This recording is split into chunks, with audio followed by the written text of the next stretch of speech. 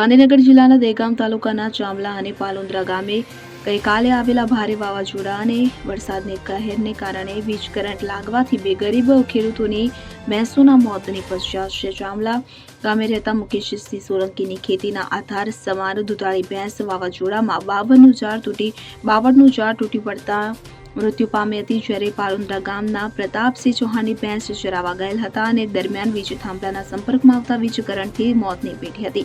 આજના મોંઘવારીના જમાનામાં એક ભેંસની કિંમત 2 લાખ રૂપિયા જેટલી હોય છે, ત્યારે અચાનક પશુધન ગુમાવી દેનાર બંને ખેડૂત પરિવારો પર આર્થિક સંકટના વાદળો ઘેરાઈ ગયા છે અને તેઓ પાયમાલ થઈ ગયા છે. ખેડૂતોના જીવન નિર્વાહનું સાધન છીનવાઈ જતા લોક લાગણી પ્રબળ બની છે કે સરકાર દ્વારા ખેડૂતોને યોગ્ય યુદ્ધના ધોરણે વળતર આપવામાં આવે, જેથી તેઓ પુનઃજીવન શરૂ કરી શકે.